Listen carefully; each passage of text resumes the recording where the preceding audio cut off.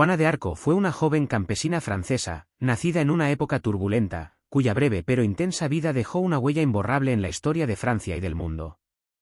Su nombre, Jeanne d'Arc, está cargado de simbolismo, representa la lucha, la fe, el sacrificio, y el poder de una sola persona para cambiar el curso de los acontecimientos históricos. Una infancia humilde. Juana nació en el año 1412, aproximadamente, ya que no hay registros exactos, en el pequeño pueblo de Domremy, en la región de Lorena, entonces perteneciente al Reino de Francia. Era hija de Jacques d'Arc y Isabelle Romée, campesinos acomodados que vivían del trabajo de la tierra. Desde pequeña, Juana mostró una personalidad fuerte, devota y piadosa. Era analfabeta, como la mayoría en su tiempo, pero aprendió las enseñanzas cristianas a través de la iglesia local. El pueblo de Domremy estaba cerca de la frontera con los territorios ocupados por los borgoñones, aliados de los ingleses, y Juana creció viendo el horror de la guerra, pueblos quemados, campesinos asesinados, y soldados saqueando todo a su paso. Esa violencia y sufrimiento marcarían su visión del mundo. Una joven tocada por lo divino. A los 13 años, Juana comenzó a tener lo que describió como visiones celestiales y a oír voces misteriosas que le hablaban. Estas voces pertenecían, según ella, a San Miguel Arcángel, Santa Catalina de Alejandría y Santa Margarita de Antioquía. Le pedían que salvara a Francia, que expulsara a los ingleses y ayudara al delfín Carlos, el futuro Carlos VII, a reclamar su trono. Estas visiones, lejos de ser vagas o simbólicas, tenían un propósito concreto. Juana debía actuar como emisaria divina, tomar las armas, liderar a los ejércitos y coronar al legítimo rey. Esto era extraordinario, no solo por la edad y el sexo de Juana, sino porque nadie, y mucho menos una campesina adolescente, podía pretender intervenir en asuntos militares o políticos. Una misión divina en un mundo hostil. A los 16 o 17 años, movida por esas visiones, Juana dejó su hogar para cumplir su misión. Viajó hasta Vaucouleurs, donde logró convencer al comandante Robert de Baudricourt de que debía ser llevada ante el delfín Carlos. Lo que parecía una locura fue ganando credibilidad gracias a su determinación, su carisma, y el misterio que la rodeaba. Finalmente, logró una audiencia con el heredero del trono en Chinon. Allí, según la leyenda, Carlos se ocultó entre sus nobles para probarla, y Juana lo reconoció al instante. Este gesto, junto con sus respuestas en los exámenes teológicos y su conocimiento de secretos personales del rey, convencieron a muchos de que su misión era auténtica. De campesina a guerrera. Contra todo pronóstico, Juana fue equipada con una armadura blanca, un estandarte con la imagen de Cristo y puesta al mando, simbólico, de las tropas reales. No luchaba con espada como un caballero tradicional, pero lideraba al frente, inspiraba, y dirigía estrategias. Era una figura mística y motivadora, una señal de que Dios estaba con los franceses. Su primera gran hazaña fue la liberación del sitio de Orleans en mayo de 1429, una victoria inesperada que cambió el curso de la guerra y dio nueva esperanza a Francia. Esto consolidó su fama como enviada de Dios. La doncella que hizo rey a un delfín. Gracias a Juana, el delfín pudo marchar hacia la ciudad de Reims, tradicional lugar de coronación de los reyes de Francia. En julio de 1429, Carlos VII fue finalmente coronado como rey, y Juana estuvo a su lado, portando su estandarte. Era la culminación de su misión divina, hacer que el verdadero rey se sentara en el trono. El precio de la fe y la traición. Sin embargo, la política pronto la traicionó. En 1430, durante una campaña en Compiègne, Juana fue capturada por los borgoñones. El rey Carlos VII, a quien ella había ayudado a coronar, no hizo nada para rescatarla. Fue vendida a los ingleses, quienes la entregaron a la Inquisición. A los 19 años, fue juzgada por herejía, brujería y travestismo, en un proceso amañado en Rouen. Se defendió con inteligencia y coraje, pero fue condenada y quemada viva el 30 de mayo de 1431. ¿Quién fue Juana de Arco, en esencia? Juana fue muchas cosas a la vez. Una mística que creyó con fe inquebrantable en su misión. Una líder carismática, capaz de inspirar a soldados endurecidos. Una figura política involuntaria, usada por intereses mayores. Una víctima del poder, que fue traicionada por los mismos a quienes ayudó. Y, sobre todo, una símbolo inmortal del valor, la fe y el patriotismo. La Guerra de los 100 Años, 1337-1453. Fue un largo y complejo conflicto entre el Reino de Inglaterra y el Reino de Francia, que duró más de un siglo con algunas treguas. Aunque comenzó como una disputa dinástica, con el tiempo se transformó en una lucha nacionalista por el control del trono francés y los territorios en disputa. ¿Por qué comenzó la guerra? En 1328, el rey Carlos IV de Francia murió sin dejar heredero varón. El rey Eduardo III de Inglaterra, nieto de Felipe IV de Francia, reclamó el trono francés como su legítimo derecho. Sin embargo, los nobles franceses eligieron a Felipe VI de Valois como rey, siguiendo la ley sálica, que prohibía el trono a través de línea femenina. Esta decisión encendió el conflicto: ¿quién debía ser el legítimo rey de Francia, Eduardo III o Felipe VI? Fases del conflicto antes de Juana de Arco. Primera fase, 1337-1360. Los ingleses ganaron batallas importantes, como Crécy, 1346, y Poitiers, 1356, y capturaron al rey francés Juan II. El Tratado de Bretigny, 1360, concedió grandes territorios a Inglaterra. Segunda fase, 1369-1389. Los franceses, bajo el rey Carlos V y su brillante comandante Bertrand du Guesclin, recuperaron gran parte del territorio perdido. Esta fase fue más favorable a Francia.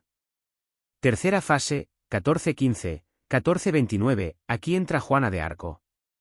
En 1415, el rey Enrique V de Inglaterra invadió Francia y obtuvo una aplastante victoria en la batalla de Agincourt, donde murieron miles de caballeros franceses.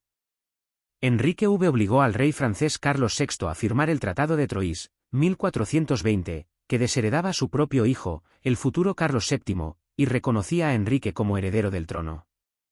Cuando Enrique V y Carlos VI murieron casi al mismo tiempo, 1422, el hijo del inglés, Enrique V, un bebé, fue proclamado rey de Inglaterra y Francia por los ingleses. Mientras tanto, Carlos VII, el Delfín, título del heredero francés, fue repudiado y no pudo ser coronado oficialmente. Francia dividida y al borde del colapso. Los borgoñones, una poderosa facción francesa, se aliaron con los ingleses, intensificando la guerra civil dentro de Francia. El norte de Francia, incluyendo París, estaba ocupado por los ingleses y los borgoñones. El sur y el centro del país estaban controlados por partidarios del Delfín Carlos, pero eran territorios pobres y con poca fuerza militar. Orleans, una ciudad clave para resistir la expansión inglesa hacia el sur, estaba sitiada en 1428. Si caía, el camino hacia el Loira y el corazón de Francia quedaba abierto para los ingleses. Un país desesperado. Francia estaba arruinada, desmoralizada y dividida. El rey legítimo, Carlos VII, no estaba coronado, lo cual debilitaba su autoridad. Las derrotas militares habían desgastado a la nobleza, y el pueblo sufría hambre, saqueos, impuestos y violencia constante. La Iglesia estaba también dividida, cisma de Occidente, y muchos veían los problemas del reino como un castigo divino. Y entonces, apareció Juana de Arco. En ese contexto crítico, una joven campesina analfabeta de un pequeño pueblo se presentó diciendo que Dios le había encomendado la misión de salvar a Francia. Que debía levantar el sitio de Orleans y llevar al Delfín a Reims para ser coronado. Su aparición no solo fue insólita, sino que tuvo un efecto psicológico y espiritual poderoso. Era la esperanza encarnada. Comienzo de las visiones, una niña de 13 años. Todo comenzó alrededor del año 1425, cuando Juana tenía tan solo 13 años. Vivía en el pequeño y tranquilo pueblo de Domremy, en el noreste de Francia, una región que sufría por los efectos devastadores de la guerra. Fue allí, en medio del campo, que Juana afirmó haber tenido su primera visión. Según su testimonio, mientras se encontraba en el jardín de su casa paterna, vio una luz brillante acompañada de una voz. Era tan intensa y sobrenatural que se sintió paralizada. Pronto, esas visiones se hicieron más claras y definidas, un hombre resplandeciente se le apareció, acompañado por ángeles y santos. ¿Quiénes eran las figuras celestiales? Juana identificó rápidamente a 3 figuras santas que se le aparecían con frecuencia. San Miguel Arcángel, líder de los ejércitos celestiales. Fue el primero en hablarle y el que le ordenó ser buena y piadosa y que Dios tenía una misión para ella. A menudo se le representaba como un guerrero con armadura, espada y escudo, combatiendo al mal. Santa Catalina de Alejandría. Mártir cristiana famosa por su sabiduría y coraje. Le ofrecía consejos, consuelo y dirección espiritual. Era considerada una defensora de la fe frente a la opresión. Santa Margarita de Antioquía. Otra mártir cristiana, símbolo de castidad y resistencia. Le hablaba de la importancia del sacrificio y la fe en momentos difíciles. Estas figuras no solo la inspiraban, sino que le hablaban claramente sobre su destino: debía salvar a Francia del enemigo, llevar al delfín Carlos al trono legítimo, y liberar ciudades en manos de los ingleses. ¿Qué le decían exactamente? Juana afirmaba que las voces eran tan reales como si alguien le hablara al oído. Le decían cosas como: «Hija de Dios, levántate. Debes partir a Francia. Serás tú quien levante el sitio de Orleans. Debes ayudar al rey a ser coronado». Aunque al principio tuvo miedo y dudas, con el tiempo desarrolló una confianza absoluta en esas visiones. Las obedecía con devoción casi ciega. Cambio en su comportamiento y vestimenta. Después de estas visiones, Juana cambió notablemente. Comenzó a llevar una vida aún más piadosa, rezaba constantemente, iba a misa diaria y hacía confesión frecuente. A medida que maduraba, sus voces se volvieron más insistentes y específicas. Incluso adoptó vestimenta masculina, no solo como símbolo de su rol militar, sino porque, según ella, sus voces así lo ordenaban para su protección. ¿Visiones reales, alucinaciones o estrategia? Este tema ha fascinado a historiadores, teólogos, psicólogos y creyentes durante siglos. Hay varias interpretaciones. Visión mística auténtica. Para los creyentes, Juana fue un instrumento de Dios, elegida como mensajera divina para liberar a Francia. Síntomas psicológicos o neurológicos. Algunos investigadores han sugerido que podría haber sufrido de migrañas con aura, epilepsia del lóbulo temporal, o incluso trastorno esquizotípico. Construcción política o religiosa. Otros teóricos sostienen que pudo haber exagerado, o incluso inventado, las visiones para obtener legitimidad en una época profundamente religiosa. Sin embargo, nada de esto resta valor a su impacto. Juana creía firmemente en lo que escuchaba. Su convicción era tan poderosa que convenció a reyes, soldados y pueblos enteros de que era enviada por Dios. ¿Y qué decían sus contemporáneos? Durante su juicio en 1431, las autoridades eclesiásticas interrogaron intensamente a Juana sobre estas visiones. La querían hacer caer en contradicciones o admitir que eran diabólicas. Pero ella nunca vaciló.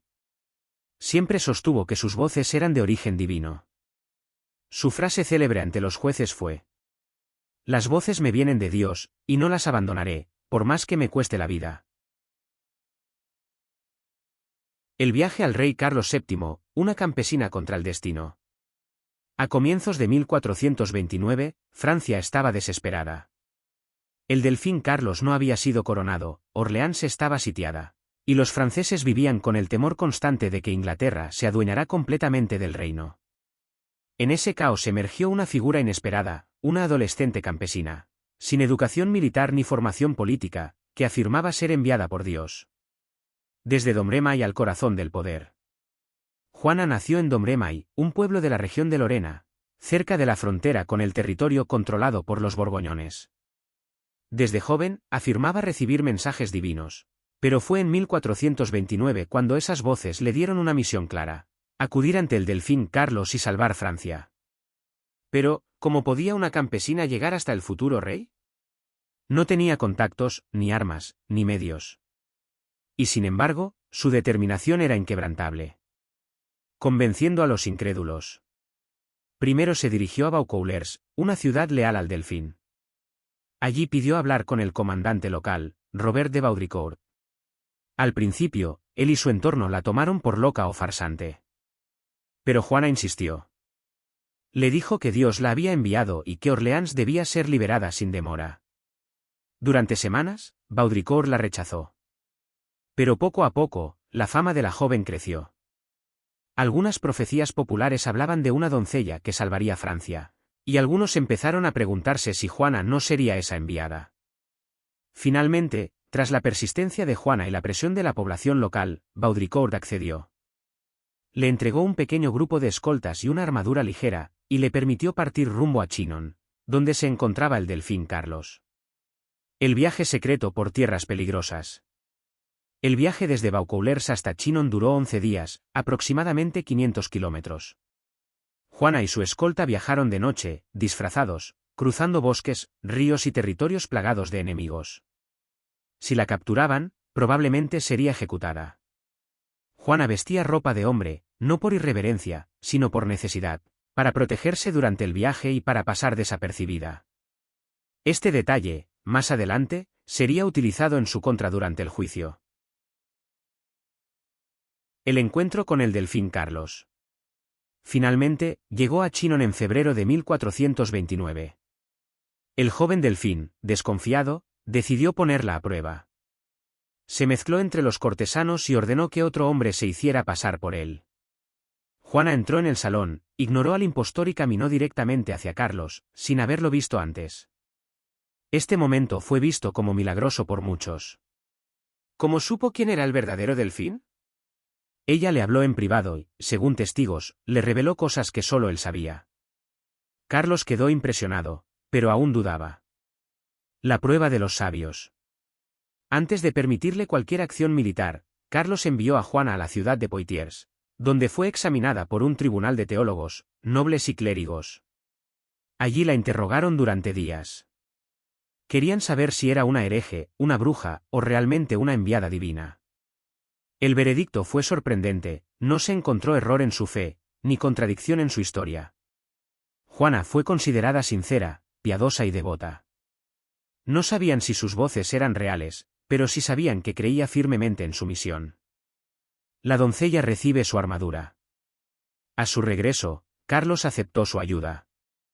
Le dio una armadura blanca, un caballo de guerra y un estandarte sagrado con la imagen de Jesucristo y la flor de lis. Juana no quería empuñar una espada para matar, su función era guiar, inspirar y proteger. Sin embargo, en los campos de batalla, fue una presencia arrolladora. Apenas unos días después, ella marcharía hacia Orleans, para cumplir lo que había anunciado, liberar la ciudad y cambiar el destino de Francia. La situación militar antes de Juana. Antes de su llegada, Francia estaba al borde del colapso. Orleans, una ciudad clave a orillas del río Loira, llevaba meses sitiada por los ingleses. Si caía, el camino hacia el sur de Francia y hacia el corazón del reino quedaba completamente abierto. El moral estaba por los suelos. El delfín Carlos todavía no era coronado, y su legitimidad como rey estaba en duda. En este contexto oscuro, Juana aparece como una figura casi profética. Juana llega a Orleans, 1429.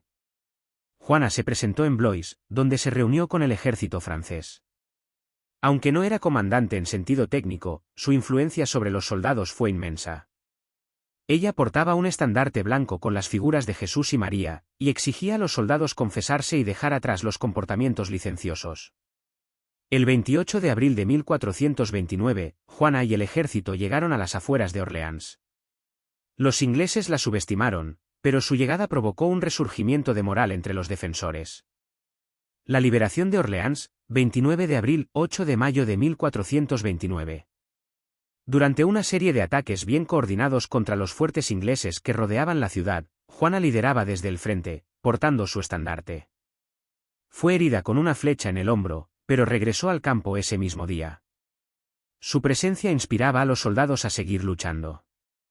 El 8 de mayo, los ingleses levantaron el sitio y se retiraron. Esta victoria cambió el curso de la guerra.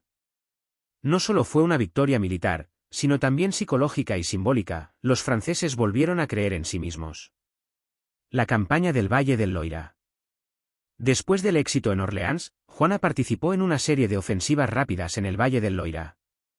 Jargeau, 12 de junio de 1429, victoria decisiva, con Juana liderando el ataque desde las murallas. Meuns-sur-Loire y Beaugency, tomados sin gran resistencia inglesa. Batalla de Patay, 18 de junio de 1429, equivalente francés a Azincourt, pero a la inversa. Las tropas francesas, lideradas por la Haier y Dunois con Juana presente, derrotaron rotundamente a los ingleses, que perdieron cientos de arqueros y a su comandante John Talbot fue capturado. Esta serie de victorias abrió el camino hacia Reims, ciudad tradicional de coronación real. La coronación en Reims, 17 de julio de 1429. Juana convenció al delfín Carlos de marchar hacia Reims, en pleno territorio enemigo. A pesar del riesgo, muchas ciudades se rindieron sin luchar, simplemente al ver llegar al ejército de la doncella. Fue una marcha triunfal. En Reims, el delfín fue coronado como Carlos VII de Francia, con Juana a su lado, estandarte en mano. Fue un momento de gloria para ella, que lo consideraba el cumplimiento de su misión divina. Campañas posteriores y el cerco de París. Después de Reims, Juana trató de liberar más territorios. Sin embargo, aquí comenzó a perder apoyo. En París, intentó tomar la ciudad el 8 de septiembre de 1429, pero fue herida y las tropas se retiraron. La ofensiva fracasó. El rey Carlos, ahora más político que guerrero, empezó a distanciarse de Juana, presionado por su corte. El asedio de Compiègne y su captura, 1430. En mayo de 1430, Juana fue a defender Compiègne, bajo amenaza borgoñona. Durante una escaramuza fuera de las murallas, sus tropas se retiraron y ella quedó atrapada. Fue capturada por los borgoñones, aliados de los ingleses, que eventualmente la vendieron por 10,000 libras a sus enemigos. Este fue el final de su carrera militar, pero no de su leyenda. Resumen de su impacto militar. En menos de un año, Juana transformó una guerra que parecía perdida. Nunca comandó técnicamente, pero sus decisiones estratégicas, liderazgo emocional y carisma cambiaron el curso de los eventos. Inspiró al ejército, al pueblo y al rey. Reforzó el simbolismo religioso de la causa francesa frente a los ingleses. La trampa en Compiègne, 1430. Después del éxito en Orleans y la coronación del rey Carlos VII, la situación en Francia seguía siendo tensa. Juana, a pesar de su fama, no fue enviada a liderar grandes campañas. Su influencia en la corte empezó a disminuir, y su relación con algunos nobles se volvió más complicada. En mayo de 1430, Juana decidió actuar por su cuenta y marchó a Compiègne, una ciudad que estaba bajo amenaza de los borgoñones, aliados de los ingleses. Durante una escaramuza el 23 de mayo, fue derribada de su caballo y quedó atrapada fuera de las murallas, cuando las puertas de la ciudad se cerraron para evitar la entrada del enemigo. Allí fue capturada por las fuerzas borgoñonas, lideradas por Jean de Laxenberg. Vendida como botín de guerra. Juana fue hecha prisionera y llevada al castillo de Beaurevoir. Sus captores sabían que tenían en sus manos a un personaje de gran valor simbólico, por lo que la vendieron a los ingleses por 10,000 libras tornesas, una suma altísima en la época.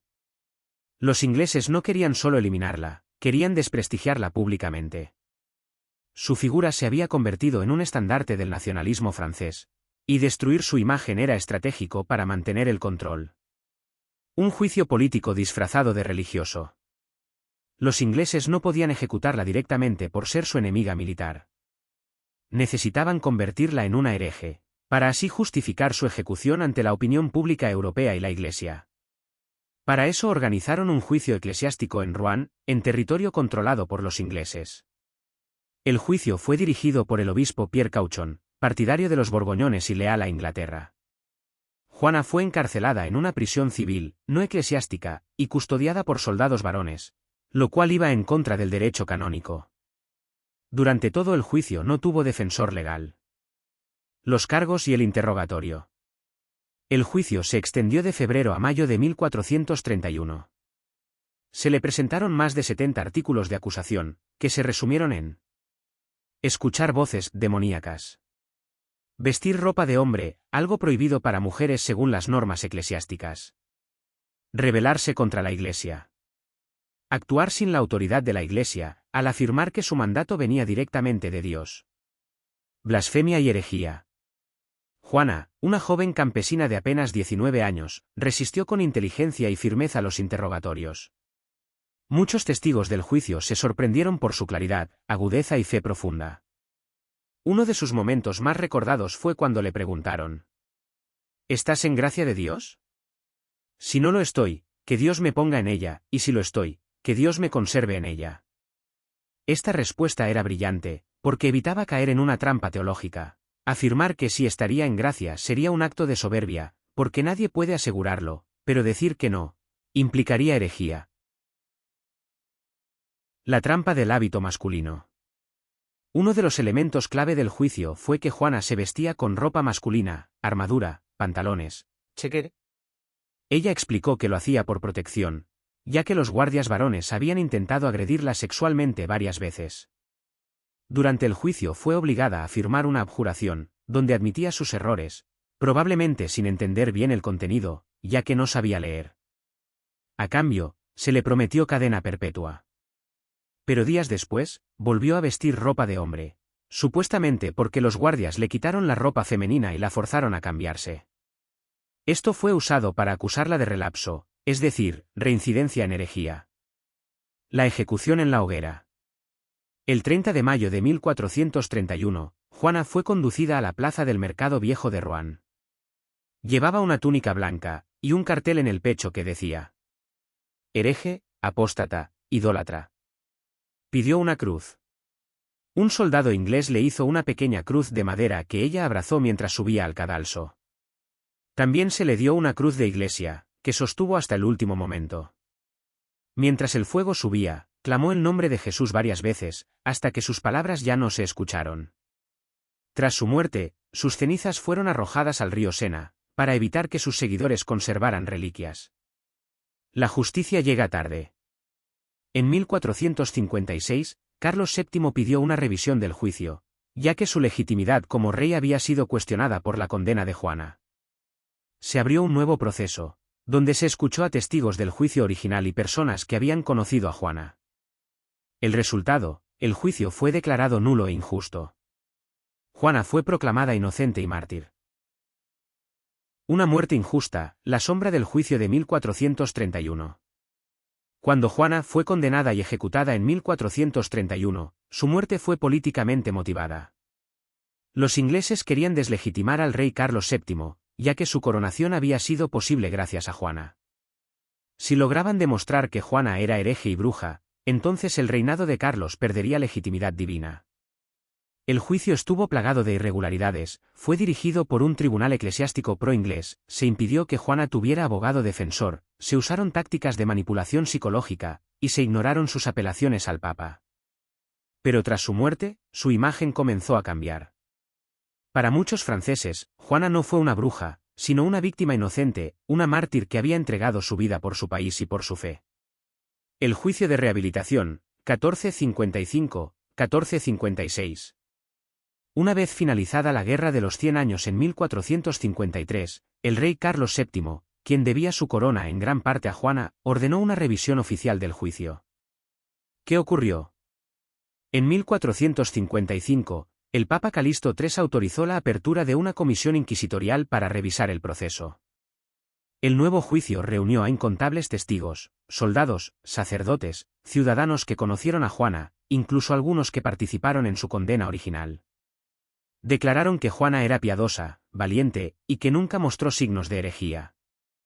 Se analizó el juicio anterior y se descubrió que había sido fraudulento y parcial. El resultado. El 7 de julio de 1456, la Iglesia anuló oficialmente el juicio de 1431, declaró a Juana inocente, y proclamó que fue una víctima de un proceso injusto y motivado políticamente. Fue reconocida como mártir de la fe cristiana, lo que comenzó a rehabilitar su figura no solo ante Francia, sino ante toda la cristiandad. El camino a la santidad.